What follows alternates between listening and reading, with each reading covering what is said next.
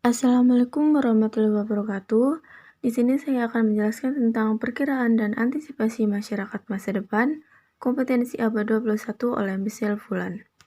Sebelumnya saya ucapkan terima kasih kepada Bapak Herdi Handoko MBD selaku dosen pengampu pengantar pendidikan. Perkenalkan, nama saya Intan Isyarina Azahra, NPM 2014 46000265, kelas A720. Kompetensi abad 21 oleh Michelle Fulan. Kehidupan pada abad 21 mengacu pada keterampilan yang harus dikuasai oleh seseorang dengan tujuan siswa tersebut harus menguasai berbagai keterampilan. Pembelajaran abad 21 memiliki prinsip pokok bahwa pembelajaran harus berpusat pada siswa, bersifat kolaboratif, kontekstual, dan terintegrasi dengan masyarakat. Kompetensi atau CPL pada dasarnya kemampuan atau kebiasaan yang mesti dimiliki peserta didik setelah ia mengikuti satuan atau jenjang pendidikan yang merupakan gabungan atau integrasi antara unsur sikap, moral, spiritual, dan sosial, pengetahuan atau knowledge, dan keterampilan atau skill, baik keterampilan umum maupun khusus. Pencapaian abad ke-21 dilakukan dengan memperbarui kualitas pembelajaran, membantu siswa mengembangkan partisipasi, menyesuaikan personalisasi belajar, dan menekankan pada pembelajaran berbasis siswa. Tuntutan abad ke-21 ada 3, yaitu yang pertama competition, yang kedua ada compatible, dan yang ketiga adalah multiliterasi. Implementasi pada paradigma pendidikan yaitu menciptakan dan mengembangkan ilmu. Selanjutnya, tantangan-tantangan abad ke-21 yang tak bisa dihadapi hanya dengan intelijensia. Tantangan-tantangan tersebut antara lain, yang pertama adalah derasnya arus informasi dengan tingkat kebenaran yang bervariasi. Yang kedua adalah meningkatkan tuntutan kerja karena sekarang pekerjaan bisa mengajar kita ke rumah setelah memasyarakatnya smartphone. Yang ketiga adalah ketidakpastian ekonomi. Yang keempat, persaingan yang ketat dan lain-lain. Tantangan-tantangan ini harus dihadapi dengan kemampuan atau life skill yang tepat. Kompetensi guru. Kompetensi guru memiliki 4 aspek, yaitu profesional, pedagogik, pengetahuan, dan sosial.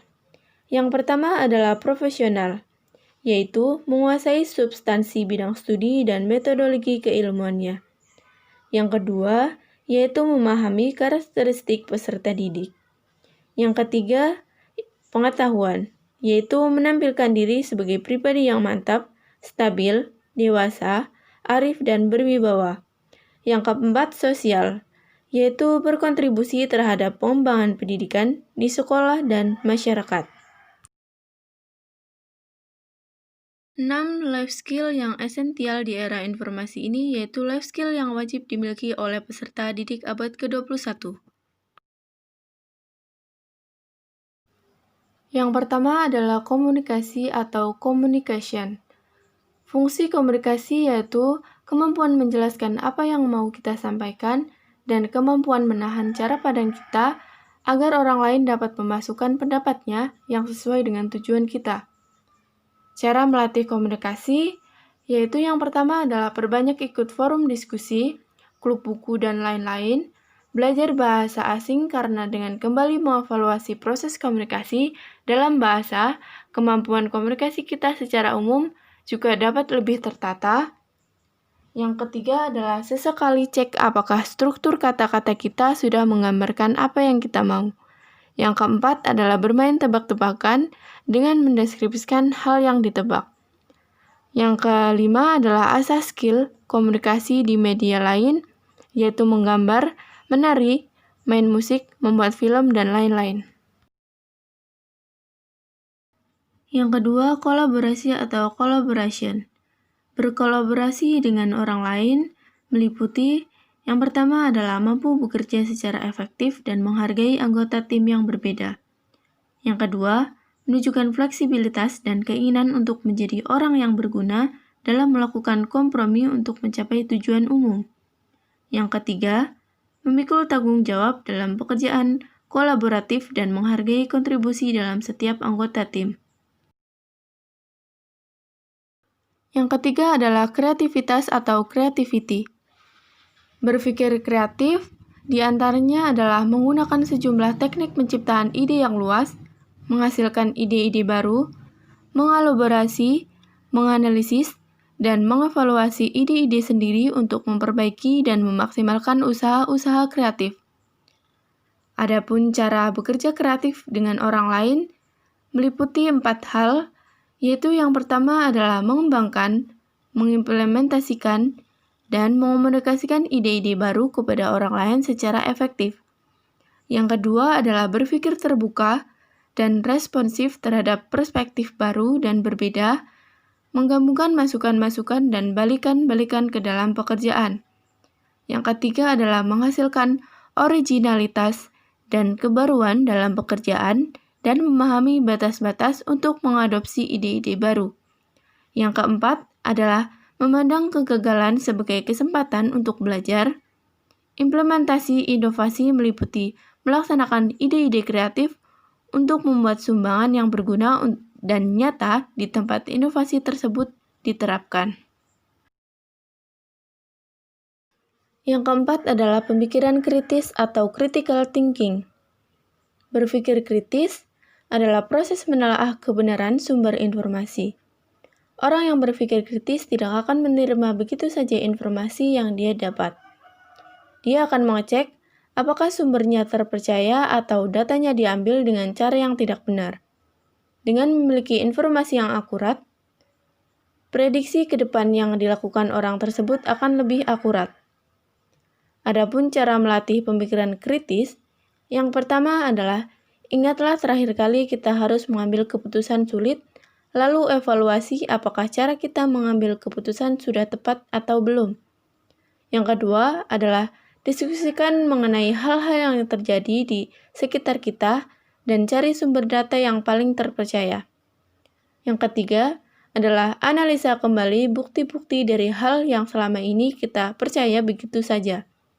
Yang keempat, cek perkataan orang yang memiliki agenda tersembunyi, misalnya tokoh masyarakat yang ikut bicara saat ada kepentingan politik untuk mempengaruhi opini masyarakat.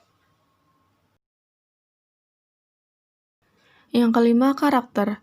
Karakter pada abad ke-21 ini lebih lanjut dapat dipahami sebagai upaya menanamkan, membiasakan, menyontohkan, dan melatihkan tentang praktek pemahaman, penghayatan, dan pengalaman nilai-nilai yang berkaitan dengan karakter bangsa. Sehingga, karakter tersebut menjadi jati dirinya, pribadinya, pola pikir, cara pandang, identitasnya, dan sekaligus kecintaan dan kebanggaannya sebagai bangsa, serta meyakininya bahwa nilai-nilai karakter tersebut sebagai yang paling sesuai dengan kehidupan bangsa Indonesia. Nilai-nilai pendidikan karakter bangsa tersebut dijabarkan dan dielaborasi dari ideologi dan falsafat hidup bangsa Indonesia, Pancasila, Undang-Undang Dasar 1945, serta berbagai pikiran dan pandangan yang dikemukakan para tokoh nasional Indonesia yang diakui kredibilitas, loyalitas, komitmen, kecintaan, dan kesungguhannya dalam memajukan bangsa Indonesia. Yang keenam, jaringan atau connectivity. Sudah sepatutnya kita harus membuat ide baru agar tidak tertinggal oleh kemajuan yang dibuat oleh pesaing kita. Seperti membuat koneksi baru antara satu kategori dengan kategori lain, sehingga muncul inovasi baru. Cara lain dalam menemukan inovasi baru adalah dengan memecah-mecah suatu konsep untuk membangunnya kembali menjadi hal yang baru. Seperti seniman daur ulang yang bisa membuat karya indah dari sampah. Karena fungsi eksekutif otak yang dipakai dalam konsep connection, working memory, atau untuk mengingat atribut yang bisa digabungkan dengan atribut lain, dan cognitive flexibility untuk melihat fungsi baru dari suatu konsep atau barang. Menanamkan 6C pada peserta didik tidaklah mudah. Menanamkan keterampilan 6C sebagai upaya meningkatkan rasio kewirausahaan bukanlah suatu hal yang mudah bagi sekolah atau perguruan tinggi di Indonesia. Selain perubahan kurikulum, sekolah atau perguruan tinggi harus dapat mengatasi tantangan-tantangan berikut ini. Tantangan-tantangannya yang pertama, persepsi sebagai orang yang masih meragukan efektivitas pendidikan kewirausahaan di sekolah atau perguruan tinggi. Yang kedua, keterampilan wirausaha bukan suatu keterampilan yang bisa dikuasai hanya dengan teori dan pengajaran di dalam kelas. Yang ketiga, para guru harus terus-menerus diberikan pengetahuan, pelatihan, dan pengalaman tentang kewirausahaan. Menurut saya, kompetensi abad ke-21 mengacu pada seorang pendidik atau pengajar dalam hal kompetensi abad ke-21 wajib menguasai kompetensi guru sebagaimana dijelaskan bahwa para peserta didik abad ke-21 harus memiliki 6 aspek life skill. 6 life skill tersebut bisa terbentuk dengan adanya faktor seorang pendidik yang baik dan mengerti akan hal kompetensi dengan mengikuti kemajuan dan tuntutan zaman yang terus berkembang. Sekian penjelasan saya tentang kompetensi abad 21 menurut Michelle Fulan. Kurang lebihnya mohon maaf. Semoga dapat bermanfaat bagi kita semua. Wassalamualaikum warahmatullahi wabarakatuh.